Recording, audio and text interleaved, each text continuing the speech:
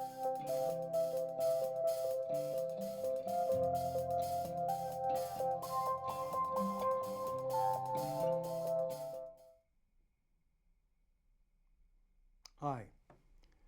this is Chief Education Officer Bill Olson, and welcome to another school district update.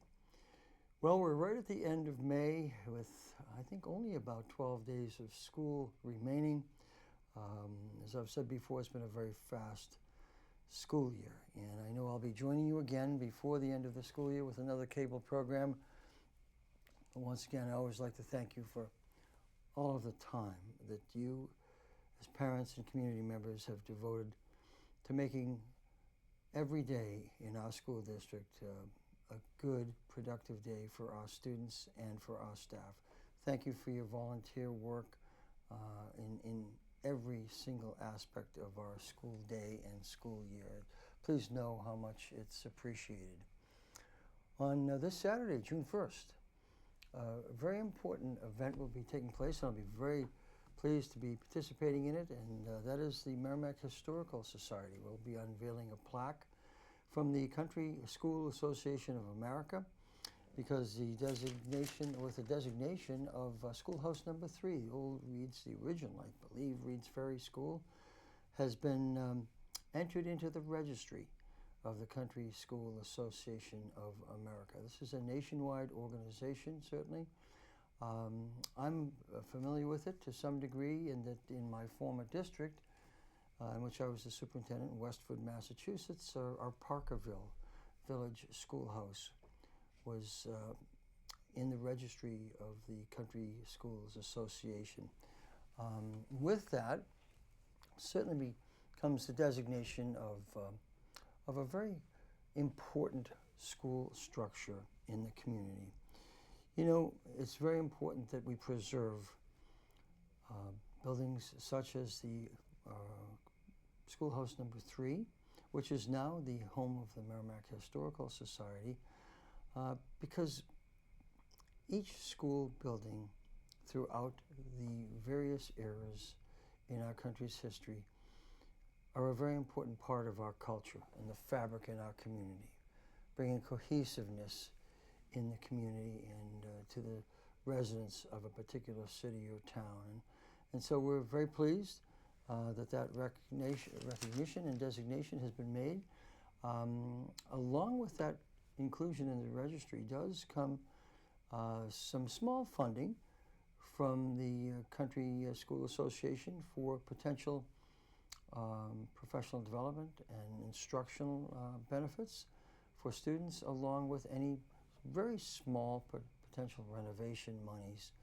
And I mean by small, I'm talking $1,000 or less generally from that particular organization, that is available on an application basis. So there are some benefits, certainly, not only the cultural and preservation benefits, but certainly some limited financial benefits. So congratulations to the Historical Society for their efforts to have schoolhouse number 3 and also schoolhouse number 12, which will be recognized at a later date, has also been included in the Country Schools Registry.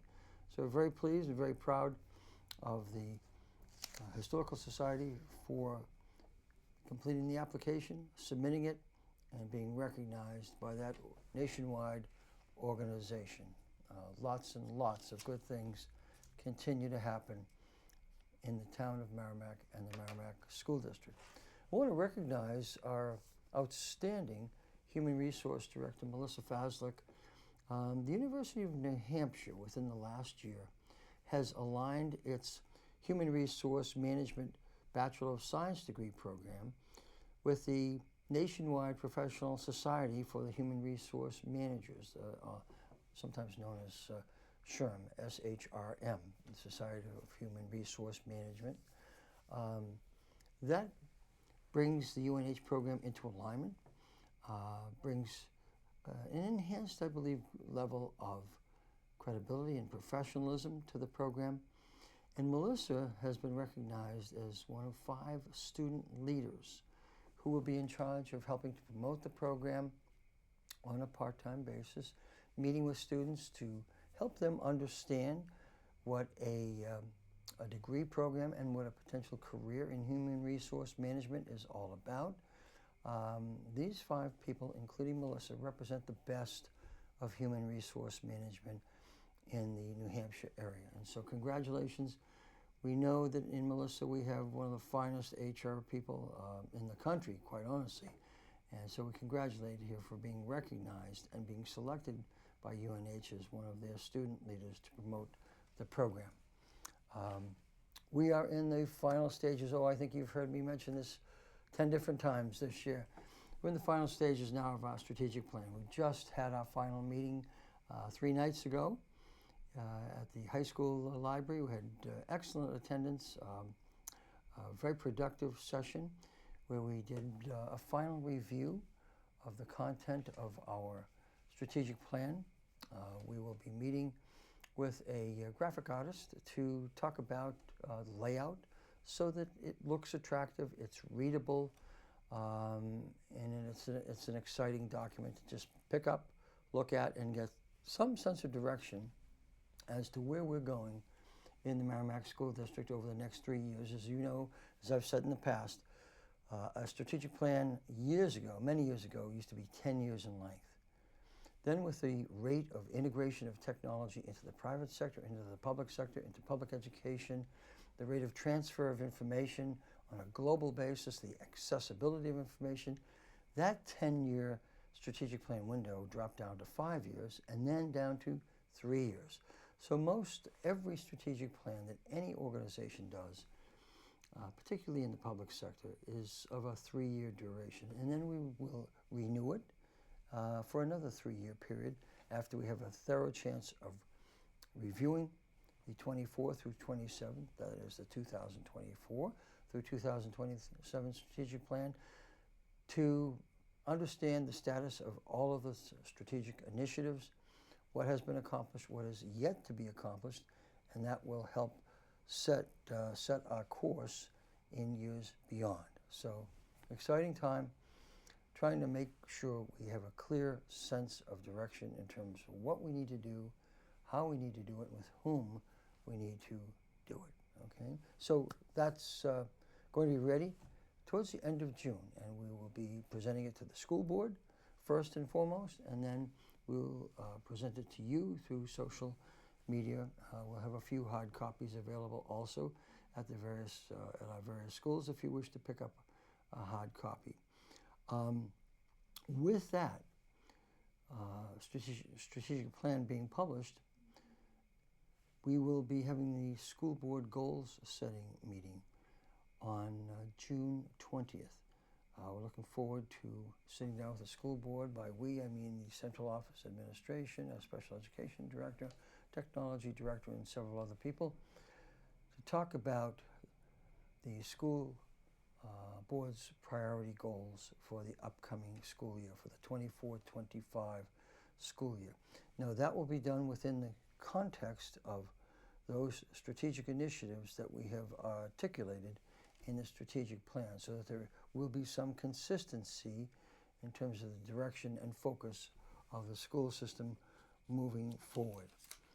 I want to congratulate some of our spring athletes at Merrimack High School. Just to give you a quick overview in track and field, Ella Fong in the javelin, Mia Getchell in the shot put, and Melanie Bedard in the 1600 meter all have qualified to the meet of champions. So congratulations to them. The unified track and field team attended the state meet in Alvern recently, had an excellent showing. As you know, that is a wonderful opportunity for students who are in our special education program and who possess disabilities to participate with peers who do not necessarily possess disabilities, or as we like to sometimes refer to them as special abilities, not necessarily disabilities. So the unified sports teams in a variety of sports in Merrimack have been outstandingly successful, and we congratulate our students and staff who have really promoted the unified sport events. The softball team recently had a very, very tough game with Wyndham, went into the last inning with a 3-1 lead, and unfortunately lost to a very strong Wyndham team, but congratulations to the softball team. The boys lacrosse team is in the quarterfinals and travels to Pinkerton this weekend. The game will start at 11 a.m. for those of you who may be interested in attending.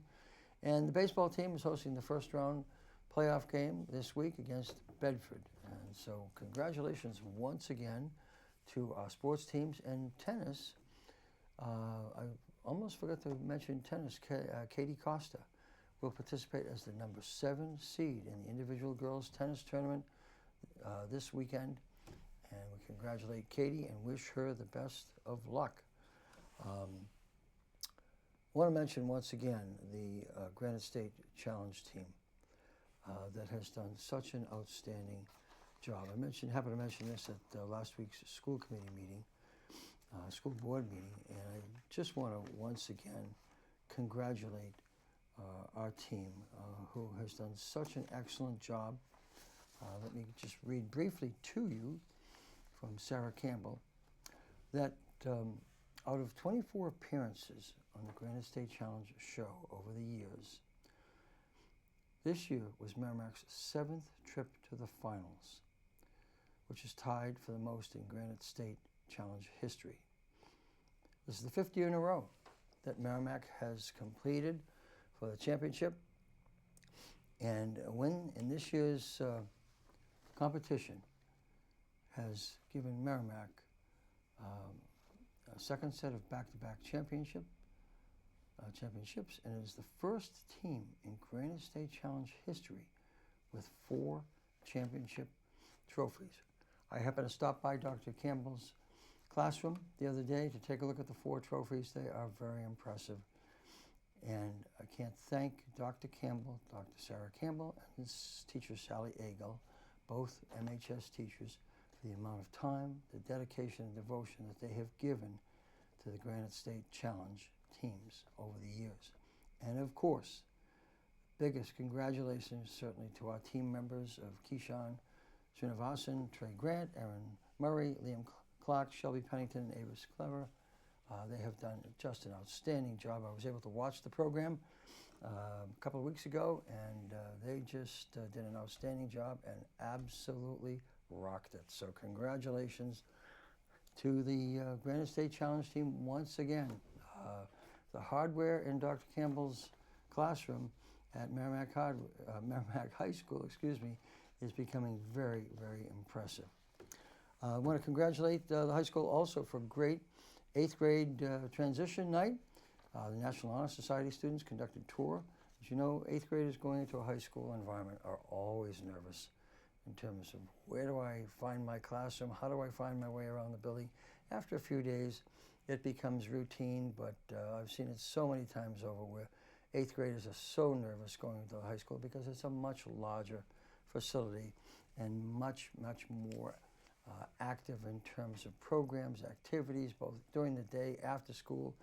And so the high school staff, the guidance staff, and high school staff and students have done a wonderful job in welcoming the 8th grade students and making them feel welcome.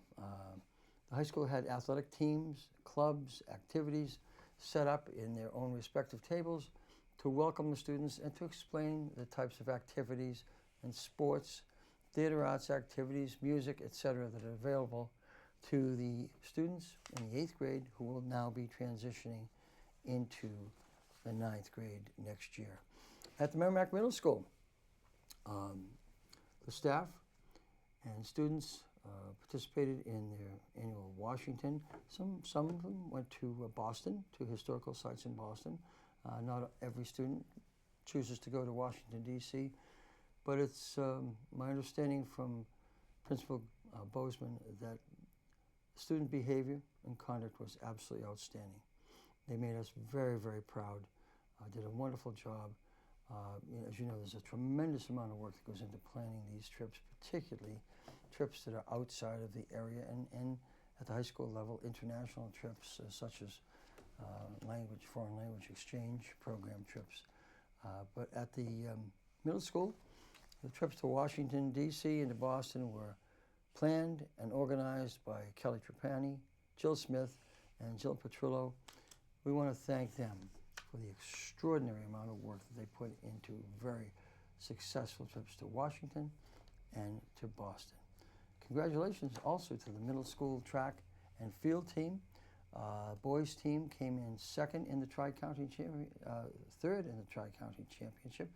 The girls team came in second in the Tri-County Championship. So great students working with great staff, okay, making wonderful things happen and building memories for life within our students and within our staff also. With that, I want to say that we have appreciated the efforts of all of our staff throughout the year. You know, some people have a feeling that educators go home at the end of the day, whether it's 2:30, 3:30, 4 o'clock, 4:30, and that's it. That's the end of their day, and that they only work 180 days or 185 days in terms of a contract year per year. Well, I can tell you from now going into my 55th year, those staff members work innumerable hours, not only from Monday through Friday, but weekends, nights, correcting papers, planning. When I talk with staff, they often talk about how much planning they put in to the upcoming days and weeks' lessons at nighttime and on weekends, how much time they put in correcting papers, not begrudgingly. They do it very lovingly because this is a passion for them. This is not just a job for an income. This is a passion. When I talk with teachers, when I interview our teachers, because I like to interview every single candidate who is being considered for hiring as a teacher and an administrator in any school district in which I work, I often ask when they first became interested in becoming a teacher. And many of them, most of them, always tell me that, well, when I was young, when I was 8 or 9 or 7 or 10 years old, I always wanted to be the teacher when my neighbors and I got together and we wanted to play school. They wanted to be the teachers. And the important thing about being an excellent teacher, because we have excellent teachers in Merrimack, is if I were to ask you right now, as a viewer, to give me the name of a favorite teacher that you had in life, I bet most of you would take no more than 2 seconds to mention that name. That's the power of a great teacher.